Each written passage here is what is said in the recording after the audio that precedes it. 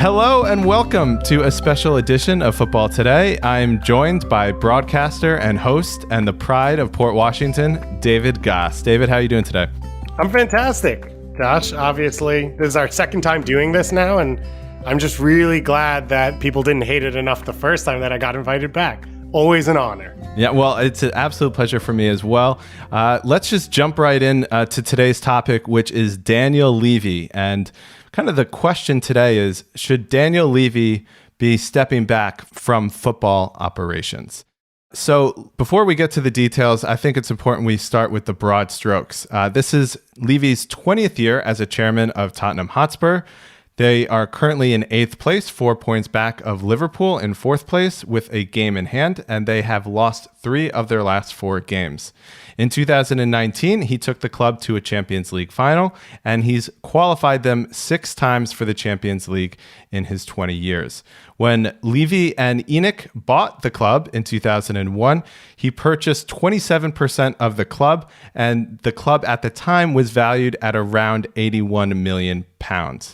Currently, the club is valued at around £1.6 billion, and that is according to Forbes. And recently, Deloitte ranked clubs internationally according to their revenue, and Tottenham was ranked 8th. So quite high and above, notably, Chelsea and Arsenal and Juve. Dave, can you give some other achievements from his time at the club?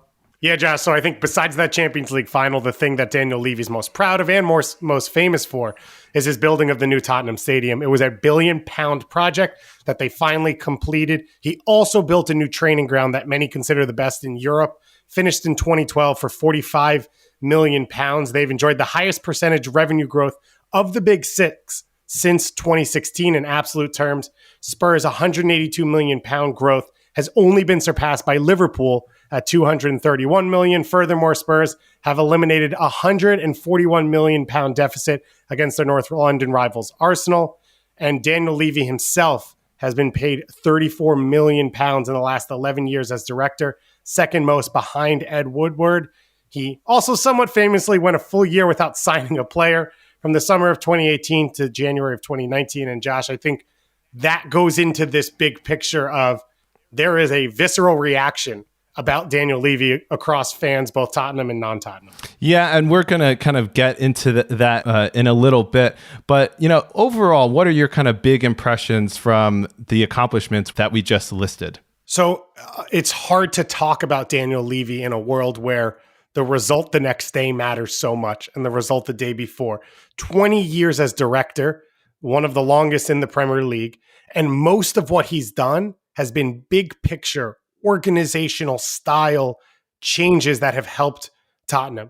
Here's something to think about. In the 10 years in the Premier League before he became chairman, Tottenham's highest finish was 7th in the Premier League, and they barely cracked the top 10. And then under him over the last decade, they haven't been outside of 6th, plus the Champions League final, plus a second place finish. So there's been massive improvement and success under him, but sometimes day to day, it's hard to see. I think the other things that I find fascinating about this topic, Josh, and about him in general is right now, he sits in such an interesting place in what is the point of all this? Why do we root for clubs? What do we want our clubs to accomplish? How do we want them to be created? And another little thing that stands out to me, which we'll get into more as we go along, is he doesn't really do media. So he wants to be the face of a famous international soccer club, football club, but he also doesn't at the same time. And I think all of that feeds into the fascination around him as being a truly unique character in the Premier League and in the world game. You make a lot of interesting points there, Dave. And I think overall for me, I'm going to kind of agree with you most that big picture, he's totally changed the outlook of the club. And I think something that, we kind of pointed out a moment ago was that he's taken the club arguably above Chelsea and above Arsenal, which is quite a feat. They are arguably the biggest club in London now, which you would have not really anticipated 20 years ago when he took over the club. So that's really big moves there. He changed the club, the perception of the club, not just domestically, but internationally. Both you and I are American.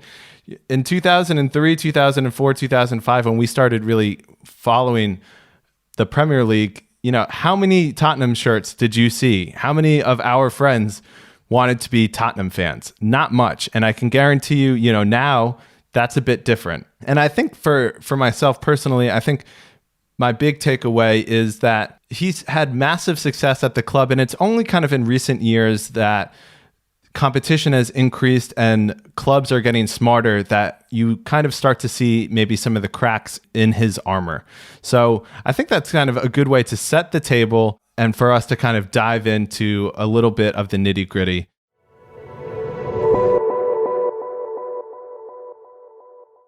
Dave, I think the most important thing and one of the things we need to talk about is the identity of the club or the philosophy of the club. I'm just going to read a couple quotes from the Tottenham website on the club's page about the club. They said, quote, "We are about playing with flair, style, and passion. Players, coaches, staff, and fans. We move forward together as one." Another quote, "Further FA Cup, UEFA Cup, and League Cup trophies followed throughout the 1980s, 90s, and 2000s, leading us to the present day where we strive to innovate and amaze in pursuit of more silverware. We're hungry, we're progressive." And then one final quote that I think kind of sums up what they're trying to say. And this is the first quote they have on the page. Quote, "The game is about glory." So that's their identity and their philosophy in their words. Dave, as an American who's 3,000 miles, 4,000 miles away, how do you view their identity? So I think the fact that you had to go to their website and find these speaks to everything, right? You wouldn't need to do this for Liverpool. You probably wouldn't need to do it for City or United or Chelsea. And I think that alone tells you where this stands, which is it's not obvious and it's not evident in everything they do. And it doesn't come from every angle with Tottenham, which is they stand so firmly behind this one idea. It seems like from the outside, the idea they stand most firmly with is to be steady in everything they do, to not be reactive from a club point of view. From a playing style, historically, I know Tottenham was all about the beauty of the game and the way they played. And obviously, they're great teams in the 60s and 70s. And then, we kind of listed some of the great players as you think about Jurgen Klinsmann and obviously Paul Gascoigne coming in and then all the way to Gareth Bale. But there was a beauty to the way they played. And I think Mauricio Pochettino had a level of that. But it's not something that the club stands by and says there's the right way to play this game and there's a wrong way to play this game. And there are other clubs that do believe in that. And there are people in Tottenham that do believe in that. But as a club overall, nothing really comes off as that. And that is one of the things, the soul of the club, that a lot of people that dislike Daniel Levy, not just fans, people that have worked with him, both in the football world, the political world, all these things, that it seems they key in on, which is they don't believe that he has the soul and he has an idea of how to create the soul of a club. That's the way I've seen it from the outside. Josh, I'm curious what you think. Well, I think, when you think, and I'm just going to start at first with the players, the first thing I mentioned was we are about playing with flair, style, and passion. And I think when I think of Tottenham, one of the first things I think of is the players that have played there. Recently, Gareth Bale, you mentioned Jurgen Klinsmann, Gaza. I mean, Glenn Hoddle is kind of the one that stands out to me. He's the quintessential Tottenham player. And even, David Ginola, like back in the 90s, you have all of these guys who are known as playing with just beauty. And I think that in recent years, you have not had these players that have played with the beauty. Now, Harry Kane, definitely plays beautiful football, but I don't see Tottenham trying to play beautiful football. I don't see, for the most part, them trying to find players that you would connect with some of their all-time legends and greats. And, that's not to say they haven't had good players recently. I mean, you can even look at Son and say he's got a bit of flair to him. But I just think that they haven't really bought into that, playing with style and, with flair amongst their players. And then big picture wise, I don't think they currently, as they are playing with an attacking mindset and playing beautiful football. I think Jose Mourinho is many things, but not a purveyor of beautiful football. And I just think they've kind of gone away from that. And I mean, Dave, if you watch them this year, can you think of, a game, or maybe they played that Southampton game earlier this year, but I don't think there's that many games where you've said they've played beautifully. They've had a couple beautiful goals, but I don't know how many games they've played beautifully. Yeah, they're a counterattacking team. The reason they brought in Jose Mourinho was to win trophies, which we'll get to is the one thing that's kind of eluded them. And I guess the belief now is that the style doesn't matter. The results are what matters. And you could argue whether they're coming or not. Although a few months ago, it looked like they were on their way to winning the league. So I think there's still a ton of question marks around what Jose Mourinho will bring. And we'll talk about him more later. But that still goes, I think, to my point, Josh, of there isn't a philosophy in the club. It is, how can we win? How can we be better than what we are? How can we punch above our weight? And none of those things describe a playing style, because that's not what matters, number one, to the people making the decisions. Number one is, how can we make revenue? How can we win? How can we be the club that we think we can be, competing against the likes of a Man City, of a Liverpool? And so you don't have that guiding light in terms of philosophy and style amongst the club. So what do you make of them leaning into this, the game is the glory quote, and, about silverware when they haven't, won anything besides one League Cup in the last 20 years? What do you make of them kind of leaning into that being the identity when they're actually not known as winning anything? Yeah, it's funny because you talked about them surpassing Arsenal, and Arsenal was mocked for so long for celebrating fourth place as a trophy. And now Tottenham are kind of celebrating year-to-year success as a trophy, or trying to sort of sell that rather than specific wins. And listen, you mentioned where they came from, and when we started really following them, the Edgar Davids team and getting sick on that last day and not being able to qualify for Champions League, it felt like an inhuman feat for them to try and qualify. And to fast forward 14 years and see them in a final against Liverpool, you have to take that moment to step back and say how incredible that is for that club to accomplish so much in that amount of time. But at the same time, they don't have those final wins. And that's what Mourinho's supposed to bring. And I don't know if it will work out. And I'm a person who roots for teams that don't win things. So I can understand being good, to me, matters a lot. Winning that specific trophy matters to everyone else, probably more than me. And I'm the one person who's off on that at times. To me, consistently being competitive and good and in those games and having the possibility matters a lot. But you would like to see them at least back into a win every once in a while, winning a Leagues Cup, winning an FA Cup, things like that. They just haven't been able to do. Yeah, I do find it interesting that they market themselves as these winners. And if you go on their website and you look at the club profile, you would have thought that, they were this, big behemoth that wins all the time. And, in actuality, as you've kind of just alluded to, for the last, 20 years, they've been, underdogs, most of the time against these big clubs. And at least their image has been that they are not one of these big guys. But I think this is kind of at the core of it is Daniel Levy doesn't want people to think of Tottenham as as an underdog, just trying to make it competitive with these big teams. He wants them to be known as, we're on that same level playing field, and we're all about the glory, and we have this history of winning, when actually, like, when you really look into it, they don't. Not that they haven't won, but they don't have that long illustrious career of it, or record of doing so. Do you have any other thoughts on this, or are you ready to kind of make our way and comb through some of his recent transfers?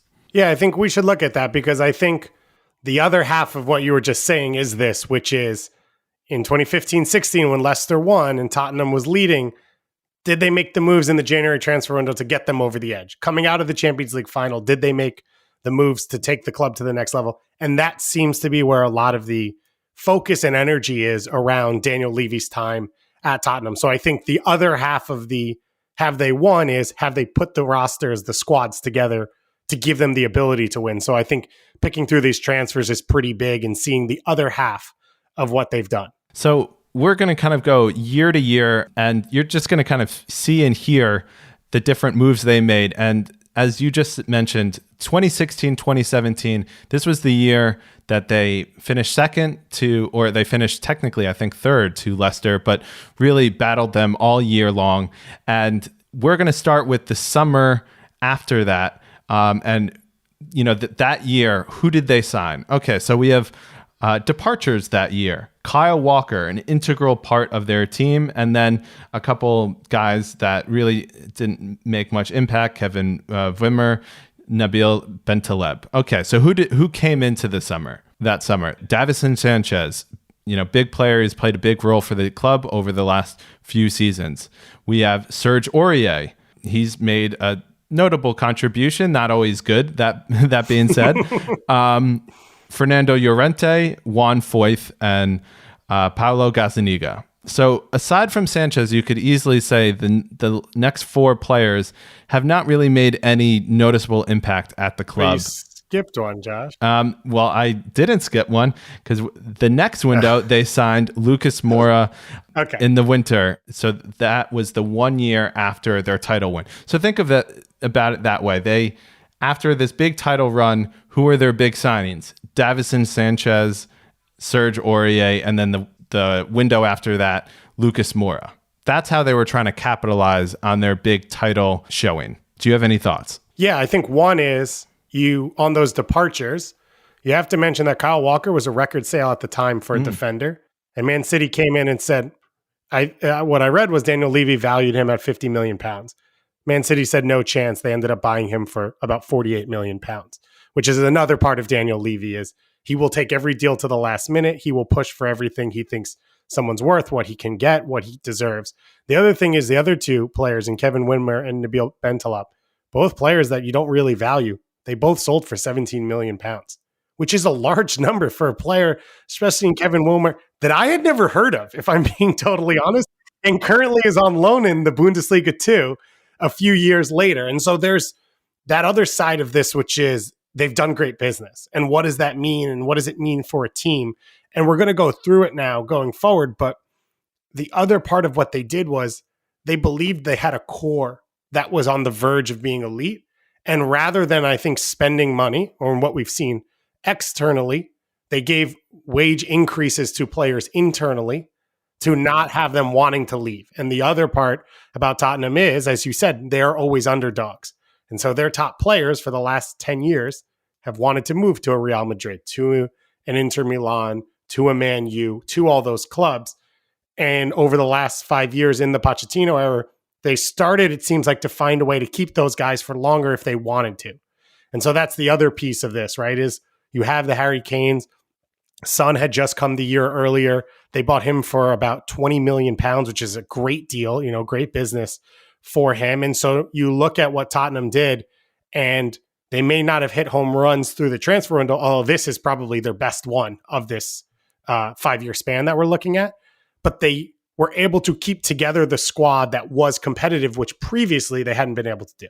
Yeah, and I'll push back, and we'll see kind of as we go down a little bit that Kyle Walker getting maximum value is not something they've necessarily been great at. Although, in that window, we did mention they got great money for not just Kyle Walker, but, 2 others as well. So then we go kind of to the next year. And so we're talking about 18-19 at the moment. And this is the famous year where they didn't buy anyone. I mean, unless you count, essentially like a couple, mega young players that were like 16, 17 for like, a couple, $1,000, you're talking about no arrivals. And really the only notable departure is Moussa Dembele. And that was for £4 million to China. And, that's kind of where we start getting, okay, does a player, should they have gotten more value for him? Although he was already kind of on the older side, or should they have kept him? And so that is, very debatable. And you made a pretty good point, or you can make some good points with Vertonghen and some other players where they haven't really been able to cash those players in for really any resale value. Yeah. And one of the interesting things when looking at this, and I had forgotten at the time about that window, was I think Damien Comoli, who we're going to talk a fair bit about going forward, mentioned this in one of his interviews about Daniel Levy, because he's kind of one of the people that's closest to Levy. And as I said, Levy doesn't really do media. So all of us are trying to, like, from the outside, figure out who he is he doesn't win transfer windows on paper for fans, because that has become so much the culture of football is January transfer windows bigger than the game on the field at times, and who's won the window and who's made the flashy sale and who's going to sell new jerseys and who's going to make the cool announcement on Twitter and all of those things. And while the whole world has kind of gone in that direction, Daniel Levy, who is in his mind being innovative, right, and being forward thinking, has not gone in that direction. And this window is the most fascinating part of that to me, of saying, I don't need to make a signing if I don't need to make a signing, or if the player that I want at the deal I want isn't available. And it's one of those things that's probably kept Tottenham moving up, is that they haven't been short term, but at the same time, when it's talked about in the media that they've made 0 moves at a time when every team makes at least one, even if it's a small move, it's pretty fascinating to see that they've still stuck to those guns. And it's fascinating you say that, because you talk about he was thinking in the long term, he thinks long term, not short term. But that move to not sign anyone is a total, punt on the long term. You are not signing any. I mean, it's not like I said that they signed no players that impact the first 11. I mean, they signed nobody. They didn't sign, a 20-year-old for £4 million to take a punt on, a la like Joe Gomez. Like, they did not take a punt on anybody. They did not try, like, here's 3 million, 4 million.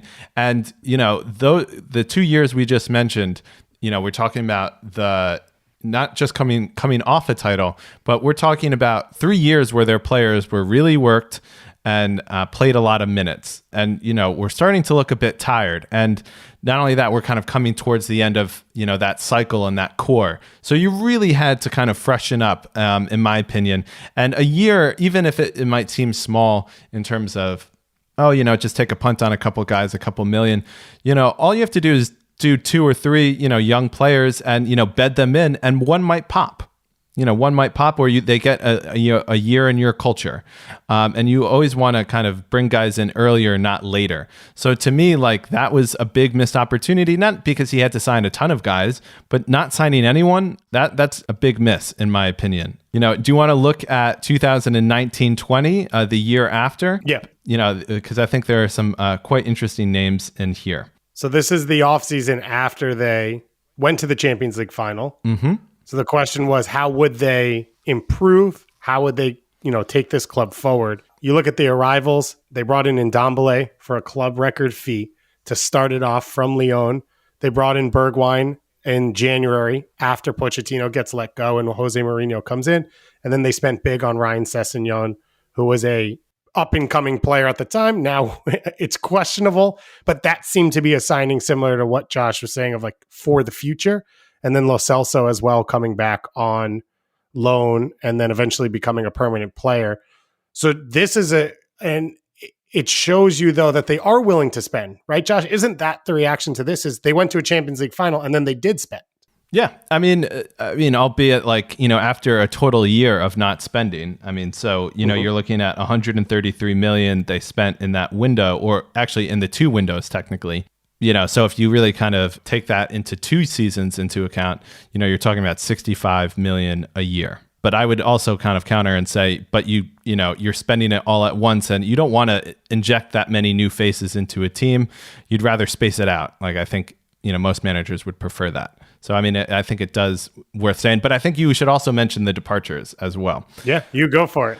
You start it. So the biggest one, obviously, Christian Eriksen, huge presence for them, sold to Inter Milan. That was in the January of 2020. Then we have Kieran Trippier, right back, Victor Janssen, and then, really not too many important people kind of off of that, except letting Danny Rose out on loan, and that was January of last year. But the big one, of course, is losing Trippier, who you couldn't even argue was their best right back, even though he came off a poor year after the World Cup. And then Christian Eriksen, and they haven't been able to replace him since, although I think their assumption was that Ndombele was going to be that player. Yeah. But this is, once again, kind of what my issues is. You start trying to fix holes reactively and not proactively. Like that Sessegnon deal they got for 25 million. The time to get him was the year before, or even 2 years before, when he would have been 5 million or 10 million, or less. He had that big season for Fulham, and then of course his price went up drastically. And then so finally we have 20 to 21. Before we get to that, do you have any other thoughts? Do that one first? Yeah, please. Can we? Yeah. So this is a fascinating window. The top two moves are Eriksen and Trippier. And they do the opposite on these. One is in Kieran Trippier, and you mentioned he was their starting right back, but he was 27, turning 28, at a position that relies heavily on speed, and they got 20 million pounds for him and didn't have to send him to a rival. Yeah. Right? They got to send him to Atletico Madrid in another league who doesn't even spend at those numbers. I think that's a great deal for them because they have Serge Aurier already. They've got to start at that position. Wait. For the record, who they paid for more than Trippier, than they sold Trippier for. So, But you're looking at age. Yeah. Right? You have Aurier, you bought him to play now more years. Yeah. And then Trippier, there will be no value going forward. He's coming off that World Cup as well. This is it if you're going to sell that player, which is the opposite of what they did with Christian Eriksen, which is they used Christian Eriksen for everything they could as a player on the field, but they got no value for him in selling him forward. And when you look at Eriksen's time, his entrance into the club is what gets you from Van der Vaart falling off and Modric being sold to Real Madrid to a Champions League final.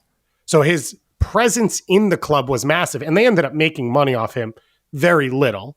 So I guess the point is they kind of broke even.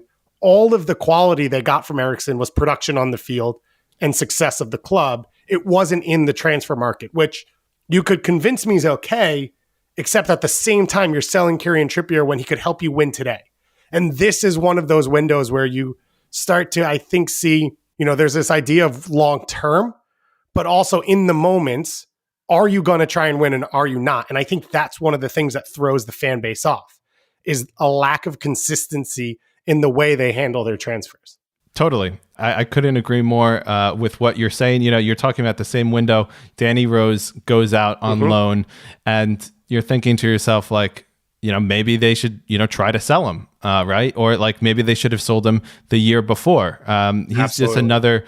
Yeah. So like, you start to see like issues with when should they sell, when should they not? Okay, so then we get finally to this window, the most recent window this past summer with Mourinho. So we got Lo Celso. So technically that deal was made permanent, even though they got him kind of the summer before, if you will. Then they got Reguilon, their left back, Matt Doherty, Højbjerg, Joe Rodon. They spent big this window. They spent essentially almost 100 million pounds in that window. And all they sold was Kyle Walker-Peters to Southampton for about 12 million pounds. So that's their most recent window. And just, I think it is really worth mentioning in the final 2.5 years of Pochettino, this is before they fired Pochettino, they spent, or they had a net spend in those 2.5 years of 92 million pounds.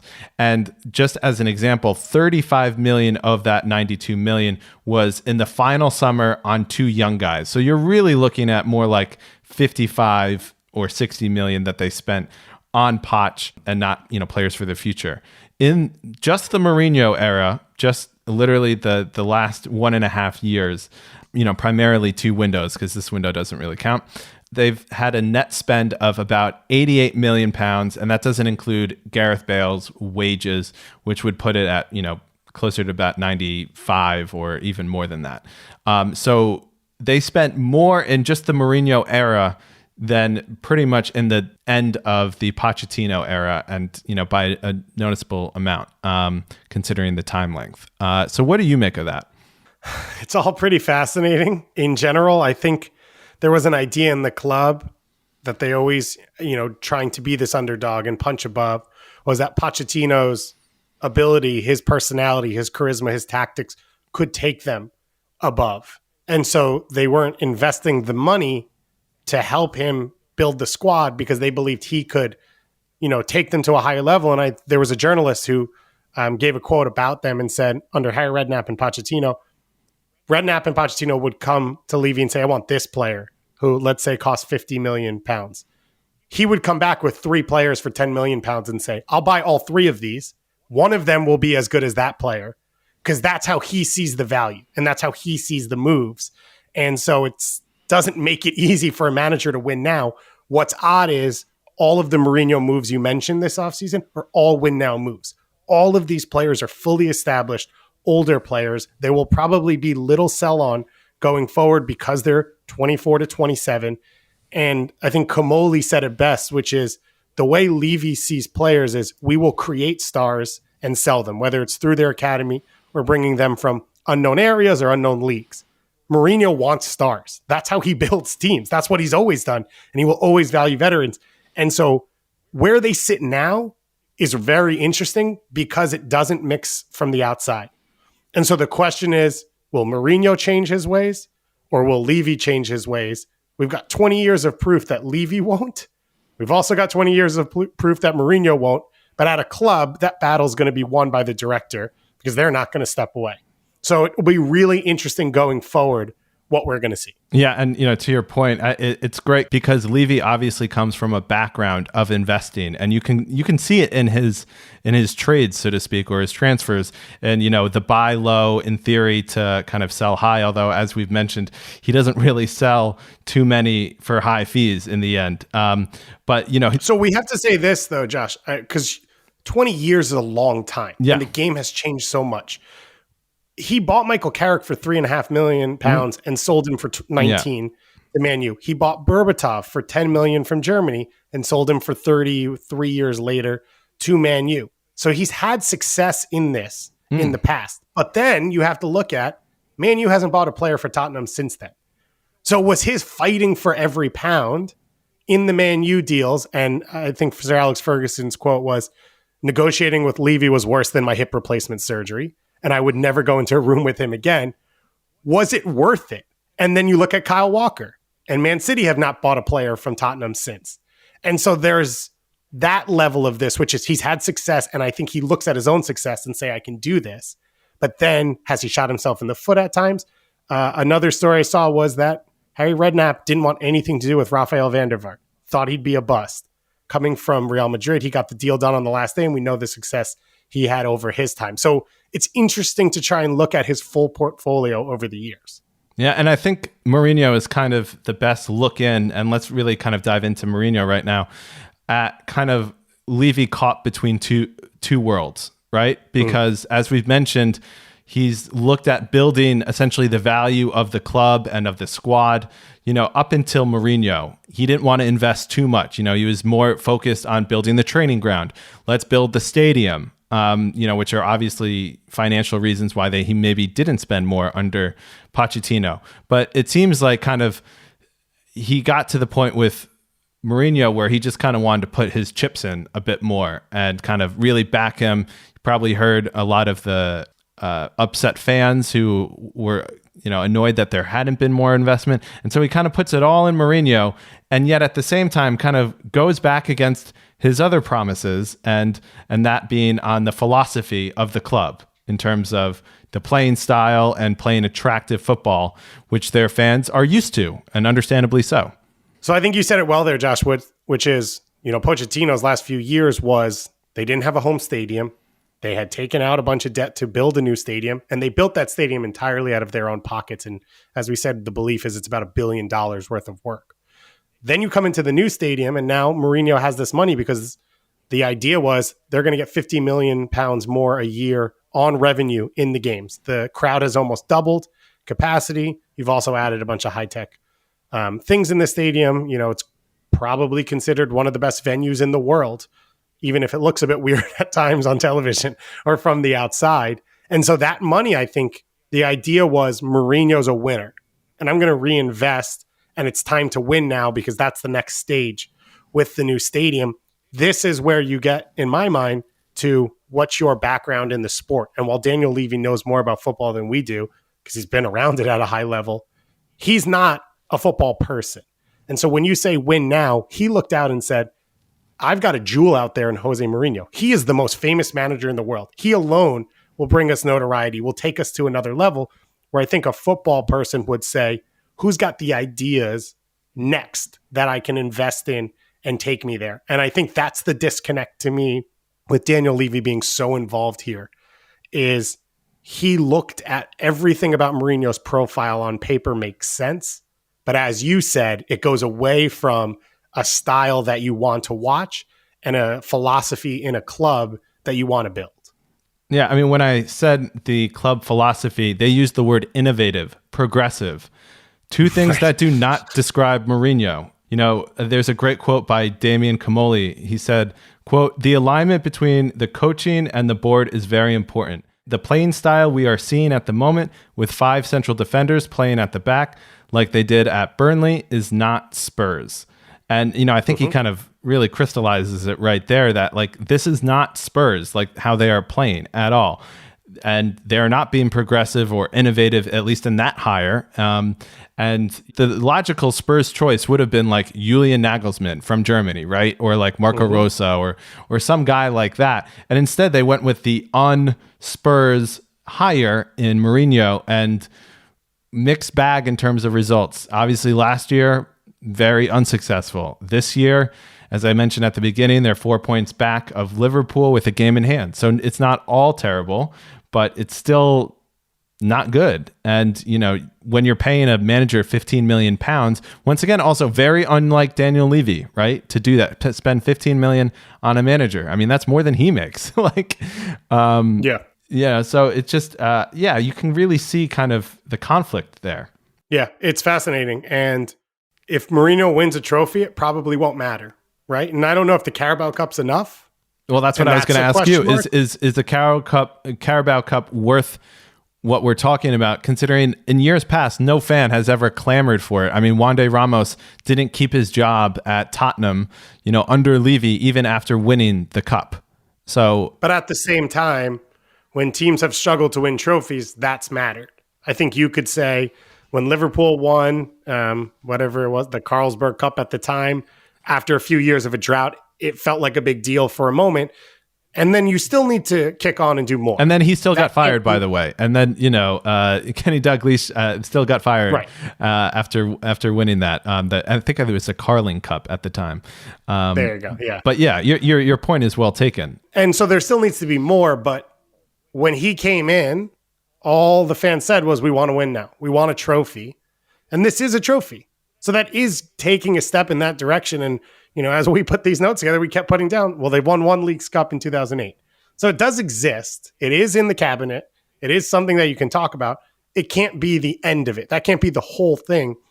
But if you look back and say they won one trophy in Mourinho's first full season, if they can get back into Champions League, that's a positive. But it can't be the whole thing. Yeah, and I think that's really where the worry comes is, you know, he might not make Champions League football in back-to-back years, which is huge for them financially. I mean, we're talking about 70 million pounds, you know, if you make it into the Champions League and get out of the group. 70 million pounds on back-to-back seasons. Now, granted, part of that was, you know, Pochettino's season as well, so not all his fault, but definitely not looking good from his point of view or Levy's. I mean, because let's be honest, Levy cares about the money. So I don't know how much the Carabao Cup is worth. And for a club who built a new stadium to bring in revenue at a time when fans are not allowed in stadiums. So it's more than just the 70 million from Champions League. It could be 120 million that this team's not making. And one of the points that we haven't totally touched on yet, which I think we should mention, is Daniel Levy is not uber rich. And as director and chairman, he is also the owner. So it is his money that's being spent. And it is his money. If they spend on a big player, it's coming out of his pocket technically. Now, of course, the club has an operating budget that it can use, but it is his money on the line. It's not a game that he's playing really. And I think that's one of the things that gets disconnected because we have the Man Cities of the world and the Roman Abramoviches who it doesn't matter to them and they can just spend as they please. And we will be talking about their governance structure in a moment. But now I think it's time to take a step back and kind of retrace history a little bit to look at the sporting directors who have been at Tottenham. You know, it's easy to forget, but Tottenham actually have had a long history of sporting directors while Daniel Levy has been at the club. But before we get into the sporting directors, I'm just going to read a quote by Daniel Levy himself. He said, quote, "The English-style manager comes in and wants to get rid of half the players and bring in his own. So the club writes off millions, selling at a loss and buying all over again." And so in that quote, he's talking about how he doesn't like the English-style system where a manager makes all the signings and then when he goes, all of his players are just kind of left. So let's go through some of his sporting directors. When he took over the club in 2001, David Pleat was the director of football, and for the first 4 years, the club stayed more or less the same, kind of treaded water in mid-table. In 2004, he hired Frank Arneson as the director of football, and under Arneson is where kind of the club takes off. They went from a mid-table club to a European club. That's when they went to 5th place in the league in 2006. And upon the Danes' arrival at the club, he would sign a number of big players who would stay with the club for a number of years. You mentioned earlier, Dave, Edgar Davids, but he was probably the least important of those signings.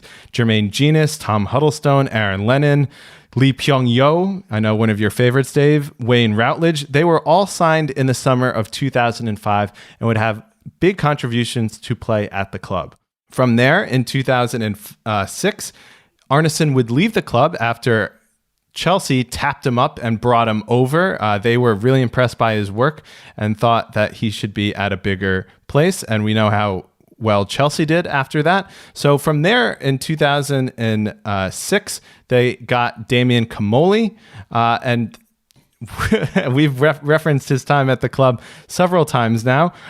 He had some issues with their manager, Martin Jol, and there's a great quote by Martin Jol talking about his time with Comolli when he said, "When Frank Arneson was director of football, we spoke together about the players to bring to the club. But I did not have the same relationship with Comolli." So it was a bit more fractious and didn't really mesh quite as well.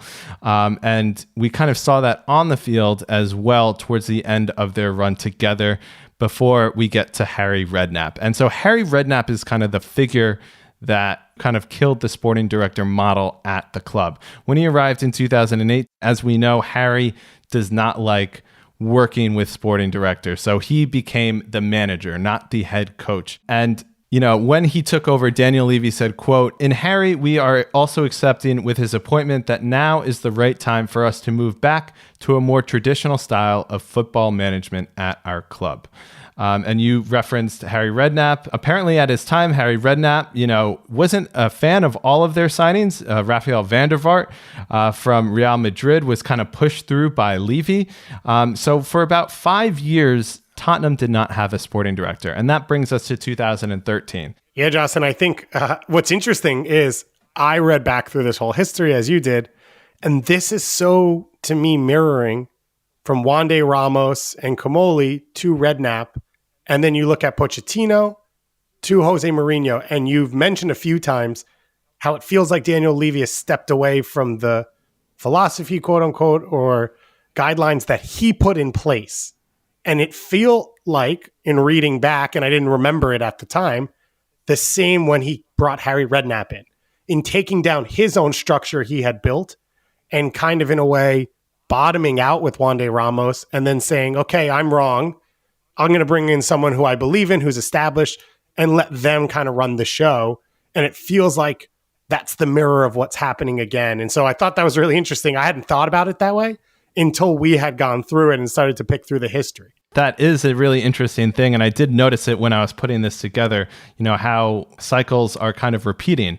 And I think it's important to kind of take up where we just finished for a moment with Franco Baldini in 2013. So after Harry Redknapp leaves, they have Tim Sherwood that kind of takes over for a little while. And then they hire Andre Villas-Boas. And it's interesting because Villas-Boas is the one that actually wants to go back to that sporting director style. He said, quote, "I think a more European style of structure of a head coach and then the functions of a manager will be handed up to a different person. It's something that works. Since the first day, I told the club that it's somebody who is extremely important." So that is Villas-Boas saying on day one, I want a sporting director. And so then eventually What do you know? They hire Franco Baldini. And this is kind of where we get into the second kind of cycle or phase as a sporting director and a lot of signings. Now, just a little history lesson. Of course, he is taking over after the big Gareth Bale departure. So they have a lot of money and they signed a lot of players under Baldini. And it's interesting because at first, I think a lot of fans were quite against Baldini. And then it seems like, and actually, when you take the long view look, he actually did a pretty good job. Dave, who did he sign? Yeah, Christian Eriksen, Eric Lamela, Eric Dyer, Ben Davies, Dele Alli. It was a lot of players who weren't finished products, but then over the course, as you said, of their Tottenham careers, they became, most of them, or a fair amount of them, legends. Yeah, and then of course, he did have a bunch of misses as well. Roberto Soldado, Etienne Capoue, Paulinho, and there were, a couple of others as well. But, it is interesting. Once he goes there, they make a bunch of signings and they've actually kind of done well in the long term. And so then why does Baldini leave? Well, what do you know? We go back to the old style, the old traditional style of having a manager. And that is when Pochettino comes, doesn't like the sporting director style, doesn't want to be a head coach, wants to be a manager, and, kind of becomes the Harry Redknapp, if you will. So that is kind of a long extended version of Tottenham's period with sporting directors. Is there anything else that jumps at you, Dave, before we kind of get into their football governance? It's interesting, the quote from Daniel Levy of, you bring in a new manager and they don't like half the players and you have to spend millions to fix it. And a guy who's so business conscious, leadership conscious, long-term pictures, to not have that role makes no sense. And we'll talk about it in a second, how it's set up. You would think he would be the exact type of person who would see the value and expertise and management in that role. And yet he hasn't. And one of the things we haven't mentioned yet is, from every person who talks about him and every person who knows him, is he's a perfectionist and he's a micromanager, and he's involved everywhere, to the extent where the club never actually was able to sign a deal with a contract company to manage the build of the stadium.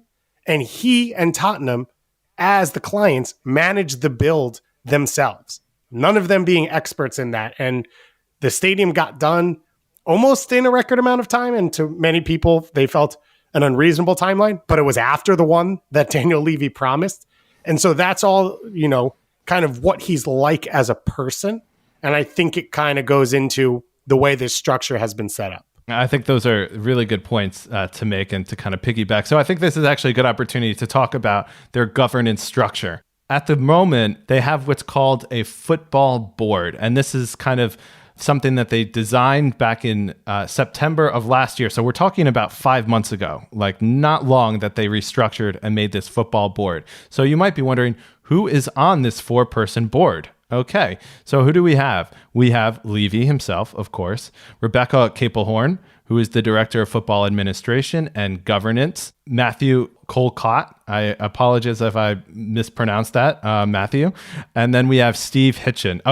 And Colcott, is the Director of Football Operations, which is obviously different than Director of Football Administration and Governance. Now, Rebecca Capelhorn used to be the Director of Football Operations, so she's kind of moved from Director of Football Operations to Director of Football Administration and Governance. And then finally, the last person is Steve Hitchen, who is the Technical Performance Director. Now, it's important to just a couple other things to note here. I know I'm going on quite a bit, but Trevor Birch was originally in this 4-person group on this 4-person football board.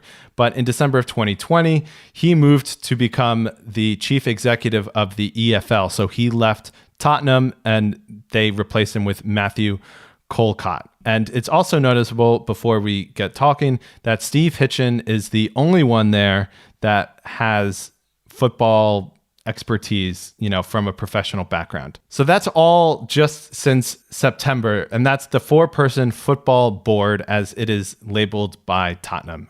Dave, thoughts? It's fascinating, again, how it's been put together. And one of the things you read was when Daniel Levy and ENIC took over the club, Daniel Levy wasn't in charge of the day-to-day, the way the board was originally set up. And his first thing was to switch that.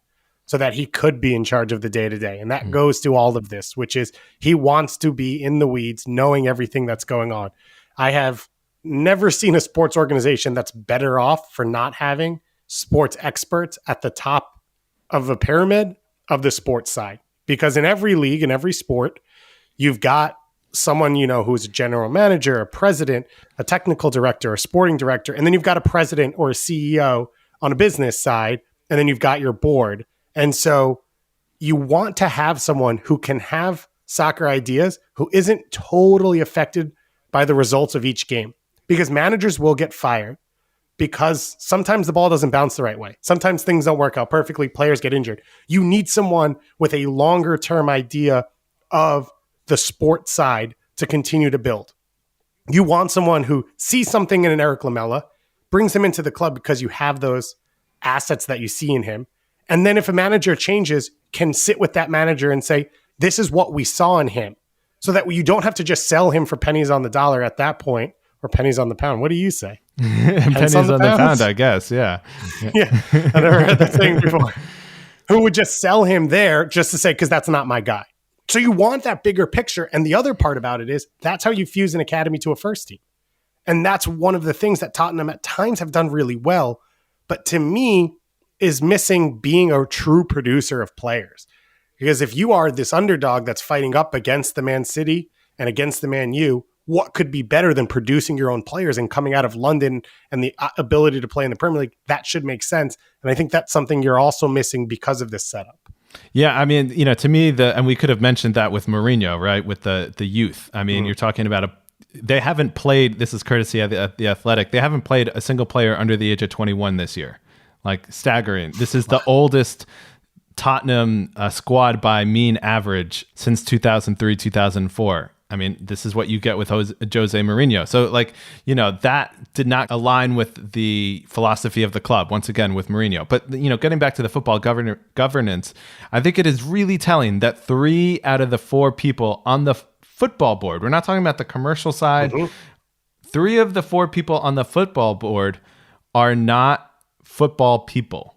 And I think, to me, it is quite telling that Levy hasn't even made it two football people, then him, and then maybe Rebecca Capelhorn. Like, to me, that it has to be that he doesn't like people disagreeing with him, or, people challenging him or willing to, say you're wrong. Because even Steve Hitchen, is not, I mean, I'm not saying he doesn't have a track record. He does. He found Modric, he found Luis Suarez, for Liverpool. So it's not like, I'm not saying he's not a qualified person, but I just don't think that there's anyone really to push Levy and say, no, you're wrong. We need to take this guy, or, that can override him on footballing decisions. Steve Hitchen, he's been there for 3 years, or, since 2017 and he was a chief scout, but he doesn't have experience running the academy. He doesn't have experience running, sports science or performance teams, which is all under the purview of many sporting directors, so it's still Daniel Levy responsible for a lot of that stuff. I mean, there's still a academy director, but it seems like he doesn't really want to know, because otherwise, there's not a shortage of people. Yeah, absolutely. I mean, anyone would take this job, right? They're a massive club now, and they have so much potential. And I do believe that they are in a in-between period. They are in a space, as we kind of close up this episode, I couldn't help but think about what's next. The stadium was such a big piece of what he was going to accomplish for this club, and putting them on financial ground that was stable, that could compete at a top 6 level. He's done all that. And so now the question is, what comes next? And I think you see it in this group. You see it in the Mourinho signing. Maybe for the first time, a lack of a vision of where they're going. And I'm not sure, but I kind of, you feel that in everything that's going on with this club. And it could be a dangerous time for this group, or it could be a flip side, which is Daniel Levy has long-term goals that the seas rise and fall, and he always wants to stay in the middle. And when you look at what's happened, he's created a club that they were below Arsenal. They just stuck to their guns, and Arsenal fell apart, and now they're above them. But then Man City comes onto the scene, and they spend, and they build. And so is it Tottenham's job to chase them, or does Tottenham want to stay consistent and wait for Man City to fall apart and whatever. I think one of the great losses in his time is not winning the league the year Leicester City did. And I love the Leicester City story as a fan and loving the game. It was my favorite season probably in Premier League history. But that was the year for Tottenham where the big teams have made mistakes. And we have to say, Chelsea haven't won a knockout game in the Champions League in 6 years because of the way they run their team. And they spend big, but they spend big constantly, and it's movement and it's fluid and all those things. Tottenham have done the opposite in that time. So they've had success, but not winning that title, I think, will stand out very big in the Daniel Levy time period.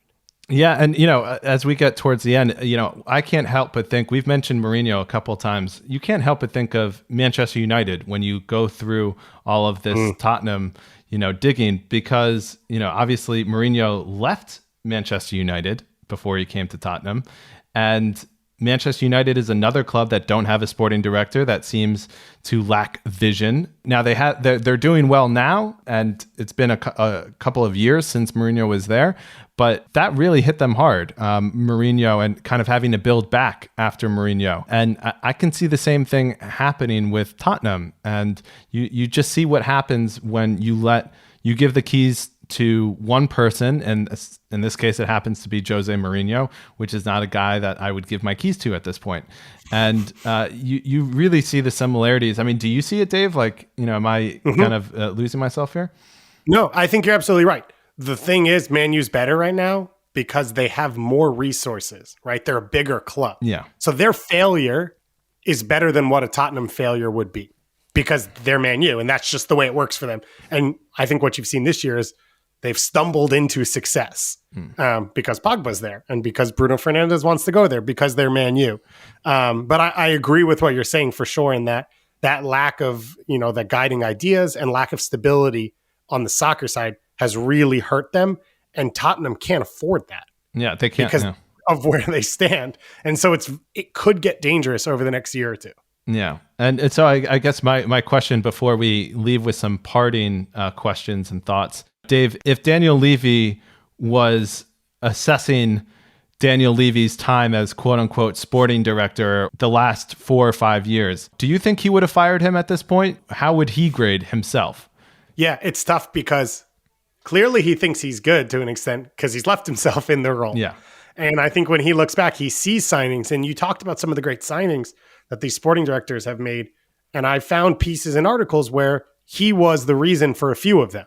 So he sees it as, I nailed that, I'm good at this. And then you've got the issues, I think, long-term over the course of this club. I would assume him being smart as he is would step away and see this isn't perfect, but at the same time, he hasn't done that. And so it may be an inability for him to do it. But there's clearly something that gets missed. And this club, I think, needs that position. And I don't know if that's everything, right? That might not be the pure fix, but it seems like it'll put them in a more stable position going forward. So I think this is a good time to wrap up and, kind of discuss what are the unanswered questions you have or the thoughts that you're kind of taking away from this episode. So for me, the big one is the what's next question. And I started to find it in a few more recent articles of, is it selling the club? Is that what's left for them? And if it is, how then is Daniel Levy involved? But one of the things we haven't mentioned, which stands out to me, is from where this club started in 2001, and you talked about the numbers, what they were valued, all that. The rumor that came out, and we did our last episode about the European Super League, is they would be a permanent member of the European Super League if it was created, which means they are considered one of the 15 biggest clubs in the world. And if they were to do that, and this were to happen, that would secure them in that next level. Because teams won't be able to touch teams that are in that European Super League. And I wonder if for him, that's the play, is just keep things stable until that solidity comes in, which is the same as when Tottenham was one of the 5 teams that pushed for the Premier League. You will always be in that class ahead of another group of teams, and you don't have to spend against the teams below you because they won't be able to touch you. Is that what you see as the dream ending for Daniel Levy here? It seems like the logical ending. He's run this as a business first and foremost since the beginning. He's done it to make record profits, and Tottenham have made record profits in the last decade. This is pretty much the only year that they haven't made a profit, and that was only because of COVID. So I do think that's the logical thing. And I think with the London Stadium, that was, kind of some thoughts behind it. I mean, they're trying to attract an NFL team there. And, I just think this kind of sets up, there's been rumors for a while that he's been interested in selling. So I think that is the logical end move, but we'll have to see. Definitely. So let me ask you this. Would you want to root for a team that's run by a Daniel Levy? And in saying that, he's a local, he cares about the club, and he's elevated the club to a position they've never sat in before with a stability going forward. Isn't that the dream scenario for a fan? I would say yes to all of what you just said pre-Jose Mourinho, where he seemed to go against his beliefs, his own beliefs, and what kind of you just described. Yeah, I think there is nothing wrong with going for just, even fourth place. That's fine. Playing attractive football and, having pride in that. That's fine. Not everyone has to win a trophy. That's a false narrative, in my opinion. You don't have to win a trophy to be successful. Here's a question I'm left with thinking. Going forward, would you rather be Spurs, Leicester, or Chelsea? This is a great question. And there's so many pitfalls in all the directions. There's so much going right at Leicester, but what they're trying to do is a bit unproven in this time period, which is trying to vault permanently into that top 6 category as Tottenham did 15 years ago. I don't know if it's still possible because of the money coming in from overseas and the way it's changed the game, and also with this Super League conversation, which is you may not have a shot to do it. For a club like them, for a club like Sevilla, for a club like Atalanta, it might be too late in this process if that band of top teams gets solidified in that group. And I just don't trust Chelsea with any level of stability. I mean, you have a current manager who already knows he's gone in 18 months. What's the point at some level? And so I actually think it would be Tottenham, even though I think they might be least likely of the 3 to win a trophy, unless you're considering the Carabao Cup this year. Going forward, I still think that that's the team I'd rather be tied to. What about you? Well, it's just interesting. I personally think Leicester are the new Tottenham. They are very much run like Tottenham was before, maybe the last, 2 or 3 years, really. I think if they stay true to this, and I mean, it all depends on the European Super League. We'll see, because that gives all these teams a massive advantage. But if it doesn't, Leicester are the smart, capable team that doesn't try to do too much, that thinks progressively, thinks long-term, and, is quite innovative, and has a strong base and, knows who they are. So it's impossible to say. If you say no European Super League, I think it makes it more interesting. And I think you could say Leicester, but no, I mean, I'm going to say Chelsea, just because listen, when you have a man with bottomless pits of money, and who's a Russian oligarch, you can do a lot as, but it hasn't worked now in recent years. It stopped working. Yeah. And so you're right. I mean, we'll see though. We'll see.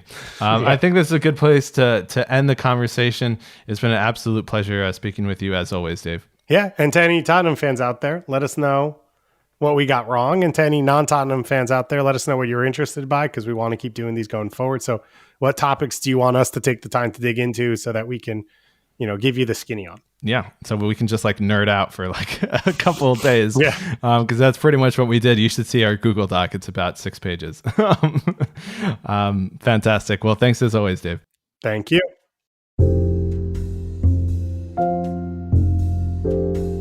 And before you go, if you like today's episode, why not subscribe to our Patreon page where you'll get access to bonus episodes and extra content.